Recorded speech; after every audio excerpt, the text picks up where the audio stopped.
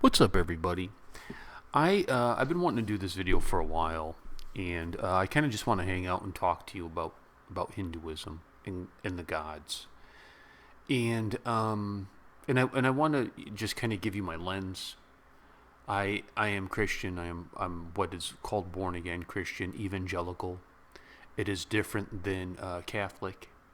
It is a much more fundamentalist state.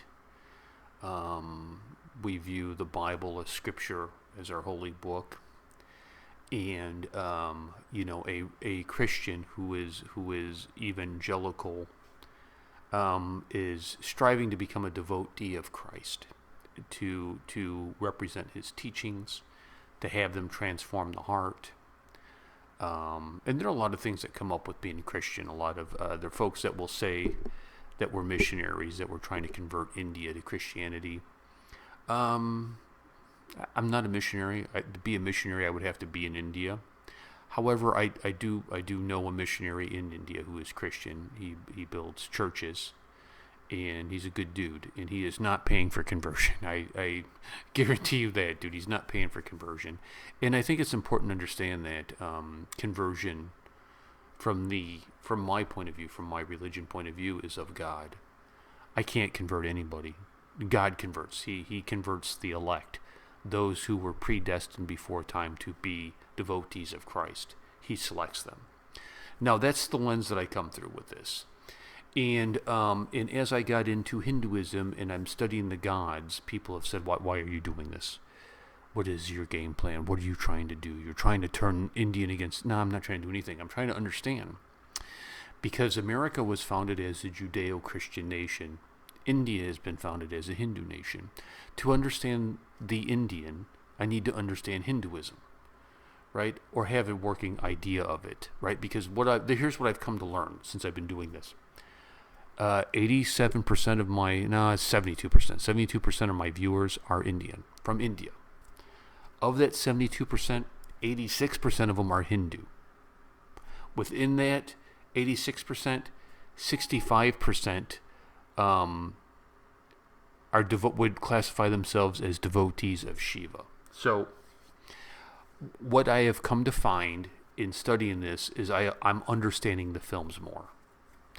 I remember when I watched Bahubali and the Shiva statue, I had no idea what that was, and he's picking it up and they're calling it Lord Shiva, and I'm like, I don't understand. It looks like a pillar that they're pouring milk and water on, but I don't... Oh, that's an idol towards Shiva. So it's been helpful because when you look at Indian films, it's hard to divorce Hinduism out of it. Bollywood is trying.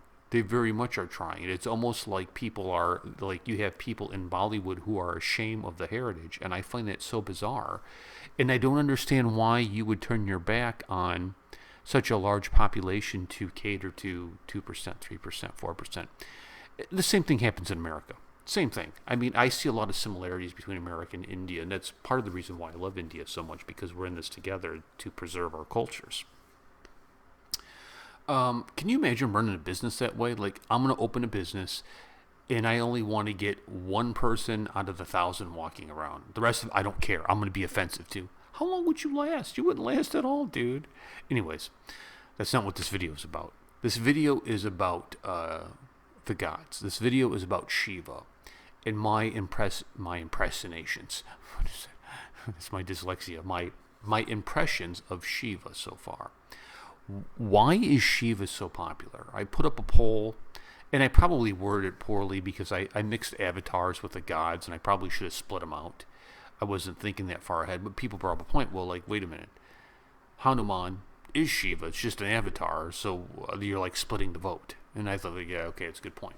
But there are certain people who are very popular in Hinduism, and there are certain of the gods and goddesses that aren't. Now, one of the goddesses, I think one of the gods that catches my attention that I find fascinating is Kali. Very visually striking. I think for a Westerner looking at this, what a character to put in film. I mean, just like, it's so captivating to see this multi-armed blue ultimate mother / ultimate destruction of evil just kind of coming, and it just blows my mind to see the imagery with her. And so I would say she's probably my favorite. I think out of the avatars, I would have said Hanuman. Absolutely, but I watched a animated rendition of the Mahabharata, and there's a scene where Arjun is discussing things with Krishna, and I think Krishna became my favorite avatar. Listening to what the wisdom that he was giving to Arjun about killing and war and the purpose of war, which made a lot of sense in that. But I think, why is Shiva so popular? And I'm going to take a stab at it. And again, if you disagree with me, let me know. How close am I? Because this video isn't so much about showing you how smart I am or how much I understand. That's not it at all. This video is more just the opposite. I do videos like this because in the comments, you guys will tell me, you're close, you're an idiot, you're a moron, no, yes. And that helps me then to narrow the parameters, if that makes any sense. So I think Shiva is popular for several reasons. Let me just pull up my notes here. I think, where's my notes? I probably should have had my notes before I got going on that. Don't you think so? When will I learn? I will never, ever, ever learn. I think he is popular because he is the destroyer of evil, right? He is a supreme being, so you have him as part of the Hindu trilogy, the Hindu Trinity. He is the god of destruction, the destroyer of evil, the god of yoga, meditation, and the arts. And this is an idea. So we have him as a supreme being. So he's one of the creative forces. He is the part of the Hindustan trinity of being in there with Brahma, with Vishnu, and working on this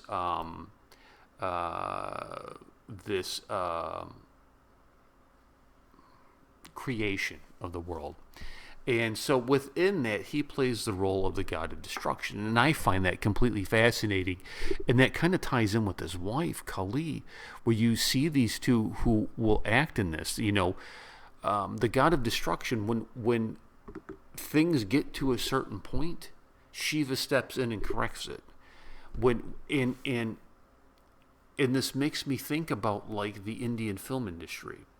Because according to Hinduism, according to my Hindu friends, Shiva is alive on top of a mountain, and he's kind of in a trance. He's in a trance until it's broken.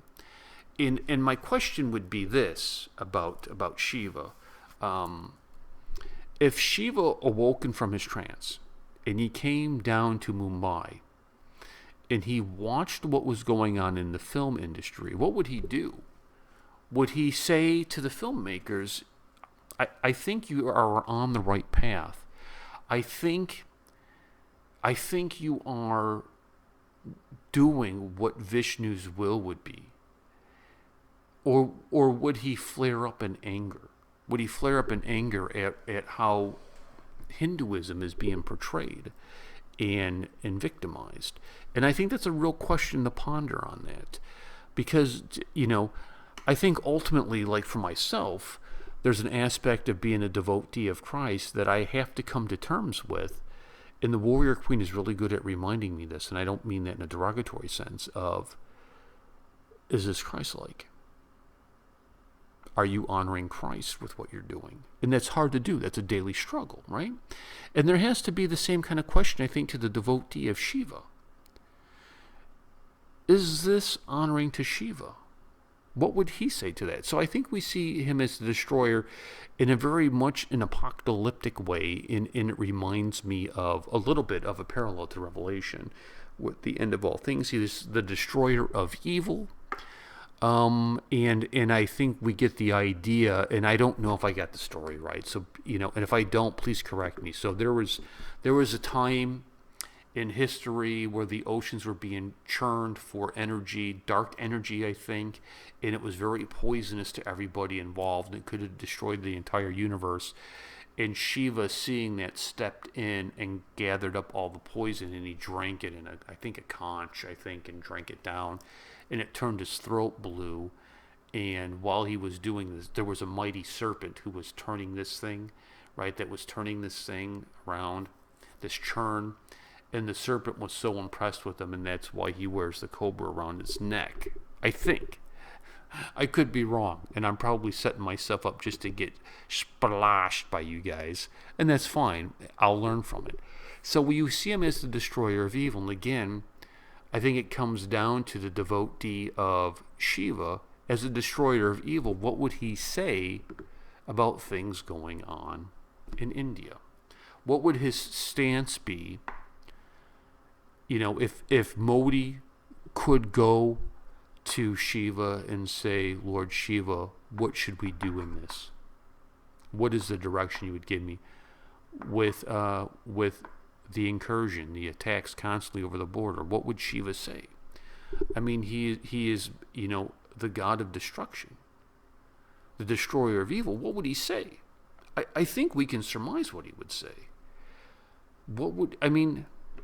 And again, I don't mean to turn this into a political thing. This is more of my journey of understanding Shiva. Now, he's also the god of yoga, and this is a big deal.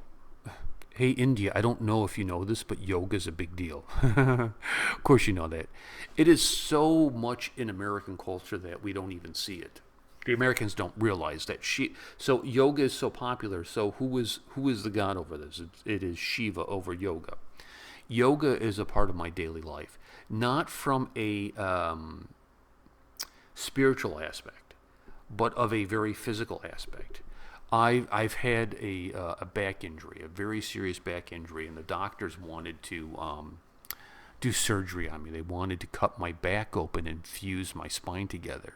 That does not sound fun. That sounds like, a whole lot could go wrong with this idea. And I went and saw different doctors, and I finally came across one who said, I think what we should do is I got a series of exercises for you that have to do with the spine. You have ripped spinal tissue. You have vertebrae that need to be fused together. I think we can fix it. I don't think you need surgery. I think this is what you do. So he set me on a course of exercise. And he told me then, at one of the counseling sessions, because I would go there and he would check me and do different measurements, and he would give me my workout as my physical therapy. He would say, what you're doing is yoga. Yoga has a history of the spine, and you'll probably find some benefits out of it outside of doing this. So it's a part of my daily life, right? And so that wisdom comes from Shiva on the body, interacting with the eternal energy. Am I even close? Please let me know if I'm close. If I'm butchering it, I don't mean it out of disrespect. I'm just trying to share, And then you see yoga studios everywhere. There are places called hot yoga in America, and hot yoga is typically chubby American women who get into yoga pants, and they go down to this yoga studio and they stretch out and do yoga. And they love to wear their yoga pants. I mean, love to wear them. And some of the yoga pants are so tight, some of the girls are so chubby, that you can see the seam in the butt just barely keeping it together. Like, if I'm the seam, it's like holding each side going, oh, no. So yoga is very much a part of Americana now, which is crazy. Meditation and art. Meditation. Do I meditate? I think there are two forms of meditation that I do. Two forms. One is prayer. Prayer is a devotee of Jesus, that I pray to him about things. In that aspect, I'm sure there is a part of meditation that happens where my soul comes underneath his and gets in line with him. And it helps me to put down the lust of the world, the lust of the flesh, the pride of life, That's number one. And then there's a meditation that I learned through Shotokan. And it's very interesting because I didn't see the connection between this and Hinduism. Very young age, I was trained in Shotokan. And Shotokan is the martial arts of the samurai. And it is, what I've come to learn is very much Buddhist. And it is very much Buddhist, and it is, the chant was to focus your chi, your center being of energy, which we know is one of the 5 points in Hinduism, and to use it in attack, to use the chi, the ki. But we would meditate, and we would meditate on Om, Om, Om, Om, and it's like, oh, apparently this isn't a samurai thing. Apparently this is a Hindu thing, and apparently this would be one of the fruits of Shiva in Hinduism. Am I close? I hope I'm close. And the last thing is he's the god of arts. So the things that I enjoy about India would be attributed to Shiva. The music, the dancing, the art, the films, the TV shows, all these things. And again, I think if you are enjoying that and you are a devotee of Shiva, I think you have to put it through the devotee lens. You have to say, this filmmaker is constantly going against what Shiva would want. Do I participate in that? And that's a decision you have to make, because one of the things that I have found is it's hard to be a devotee of Christ and a devotee of the world. It's very hard. Like, you tend to compromise in ways that you did not mean to. So I think the reason that we see Shiva as so wildly popular is those things that I mentioned. He is this idea of justice in an unjust world. He's able to make mistakes and learn from it. He is able to right the wrong. He is, ultimately the protector, and he is very much, I think, the reason why Avatar was wildly popular.